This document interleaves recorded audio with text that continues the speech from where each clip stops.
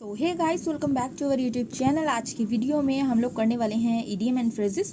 तो यहाँ पर मैंने 5 ईडीएम लिए हैं। जिस तरीके से हिंदी में होता है मुहावरे लोकोक्तियाँ, उसी तरीके से इंग्लिश में भी होता है ईडीएम और फ्रेजेस। ठीक है, तो ये जो टॉपिक है ये आप लोगों का इंग्लिश ग्रामर का टॉपिक है और एसएससी, एचएसएससी और स्टेनोग्राफर के सभी जो एग्जाम्स रहते हैं उन सभी में ये बहुत इंपॉर्टेंट रहता है और एसएससी और एचएसएससी में इससे बहुत सारे क्वेश्चन आते हैं। ठीक है, तो आज हमने लिए हैं, इनको थोड़ा ट्रिक से याद करने की कोशिश करेंगे। सबसे पहली बात आप लोगों ने ये याद रखनी है कि जो इडियम और फ्रेजेस होते हैं मुहावरों की तरह होते हैं, तो उसमें से जो लिखा गया है वही मतलब नहीं निकलता है, उसका कुछ और मतलब रहता है। ठीक है, फॉर एग्जाम्पल अगर हम हिंदी का लेते हैं, जैसे आपने सुना होगा 9 2 11 होना, तो उसका मतलब होता है भाग जाना। ठीक है, भागना। तो वहाँ पर क्या है, 9 2 11 से कोई लेना देना नहीं है, वहाँ नंबर से कोई लेना देना नहीं है। तो इसी तरीके से इंग्लिश में भी सेम रहते हैं, बट कुछ क्या है सेम बन जाती हैं। जैसा आपका लिखा गया है उसी तरीके से हम उसको समझ सकते हैं, और कुछ के लिए हमने उन्हीं में से ट्रिक्स बनाई हैं ताकि हम उनको समझ सकें। ठीक है, तो सबसे पहला है गेट आउट ऑफ हैंड। तो यहाँ पर आप लोग देख सकते हैं, आउट मतलब होता है बाहर और हैंड मतलब होता है हाथ। तो जो हाथों से बाहर चला जाता है यानी कि छूट जाता है, तो उसको बोलते हैं काबू से बाहर होना। ठीक है, तो उसका क्या बनेगा sentence, his child is very naughty, he is going out of hand. तो आउट ऑफ हैंड जो होता है ये टी है, तो आउट ऑफ हैंड जो होता है वो होता है काबू से बाहर होना। तो ये इजी वाला है थोड़ा। ठीक है, तो अगर 5 करके हम करेंगे तो इस तरीके से हम उसको पढ़ लेंगे जो वो लाइफ टाइम तक हमें याद रहें। ठीक है, और 5 करके हमें हमारा जो माइंड है वो अगर कम चीज़ें होती हैं तो उसको बहुत अच्छे बेहतर तरीके से समझता है। उसके बाद है cost N arm and a leg. ठीक है, तो उसका मतलब है बेहद महंगा। तो यहाँ पर हमें दिया गया है cost N arm and a leg. ठीक है, तो आर्म और जो लेग है वो हमारा बॉडी पार्ट्स है, और कॉस्ट मतलब होता है कीमत। ठीक है, तो आप वैसे तो इसका मतलब जो है वो अलग होता है, जैसे बेहद महंगा है। ठीक है, वेरी एक्सपेंसिव, ये इसका मीनिंग है।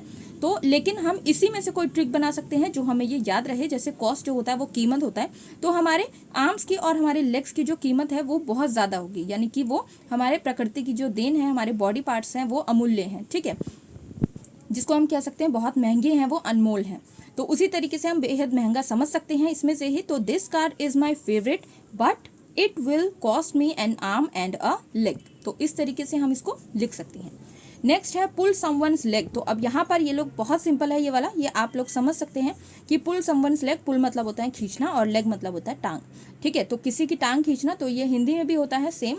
तो किसी से जो मजाक करना होता है तो जोक विद समवन, इस तरीके से हम समझ सकते हैं। और इसका सेंटेंस जो है इसमें कोई ट्रिक की बात नहीं है क्योंकि ये बहुत सिंपल है, हिंदी में भी हम इसका यूज़ करते हैं। ठीक है, तो as he was a fresher in college his senior started pulling his leg. ठीक है, वो कॉलेज में जो था फ्रेशर था, इसलिए उनके सीनियर्स जो हैं उनकी टांग खींचने का बताया गया है। ठीक है, उसके बाद है यानी कि मजाक करना। नेक्स्ट है give someone the cold shoulder. अब यहाँ पर क्या है, अगर इसकी हिंदी लेंगे तो यहाँ पर क्या होगा, कोल्ड शोल्डर तो होता है कंधा और ये ठंडा। ठीक है, तो ठंडा कंधा जो है किसी को देना, ये इसका मतलब बन रहा है। बट इसका रियल मीनिंग जो बोला है नज़रअंदाज करना, यानी कि इग्नोर समवन। तो इग्नोर समवन का हम कैसे बना सकते हैं, देखिए यहाँ से हम पिक करेंगे कोल्ड और यहाँ से पिक करेंगे डर शोल्डर का। ठीक है, क्योंकि कोल्ड के और भी बहुत सारे इडियम रहते हैं, लेकिन हमने कोल्ड और डर अगर पिक किया तो ये बन गया है कोल्ड मतलब सर्दी ले लेंगे और डर मतलब ले लेंगे डरने वाला। ठीक है, फेयर वाला। तो यहाँ पर हमें सर्दी से डरना नहीं है, उसको नज़रअंदाज करना है। जैसे कि हम कह सकते हैं जब हमें कुछ ज़्यादा प्रॉब्लम होती है तो हम क्या बोलते हैं, उसको नज़रअंदाज करो और इमेजिन करो कि ज़्यादा सर्दी नहीं है तो ज़्यादा सर्दी नहीं लगेगी। इस तरीके से आप सोच सकते हैं। और कोल्ड डर यानी कि कोल्ड से डरना नहीं है, उसको नज़रअंदाज करना है तो हमें ज़्यादा सर्दी नहीं लगेगी। तो इग्नोर समवन है इसका रियल मीनिंग। तो आप लोग जब एग्जाम में देखेंगे, ऑप्शंस देखेंगे, तो आप लोगों को ये ट्रिक से आसानी से समझ आ जाएगा। He was angry at his wife, but she showed her cold shoulder. वो अपनी वाइफ से गुस्सा था, बट क्या है वो उसको इग्नोर कर रही थी। नेक्स्ट है काउच पोटैटो। तो अब यहाँ पर क्या है, काउच जो आप लोगों को पता है सोफा जैसा होता है और पोटैटो मतलब आलू होता है। तो अब इसमें से कुछ लेना देना नहीं है इसका जो मीनिंग होता है वो होता है आलसी, या फिर हम कह सकते हैं जो टीवी देखने में समय बर्बाद करता हो या गवाता हो। ठीक है, तो इसका हम कैसे ले सकते हैं, काउच पोटैटो। पोटैटो मतलब होता है आलू, तो जो ज़्यादा आलू खाएगा वो क्या बन जाएगा, आलसी बन जाएगा। और आलसी के पास एक ही काम रहता है, इधर उधर घूम कर या टीवी देखकर या फ़ोन यूज़ करके इस तरीके से ही अपना टाइम वेस्ट करना। तो यहाँ पर हम इससे समझ सकते हैं ज़्यादा आलू खाने से हम आलसी बन जाएंगे। और इसका सेंटेंस क्या है, use my mother scolded me and said stop being a couch potato, go and wash the dishes.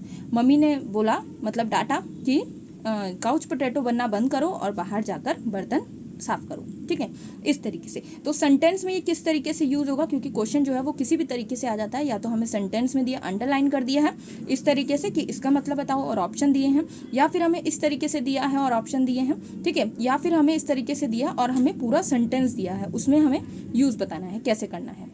तो यहाँ पर ये 5 थे। आई होप आप लोगों को बहुत अच्छे से समझ आ गए होंगे। नेक्स्ट वीडियो में हम नेक्स्ट 5 करेंगे और ऐसे ही एक एक करके हम लोग अपना ग्रामर का सारा टॉपिक कवर कर लेंगे। So thank you so much for watching this video.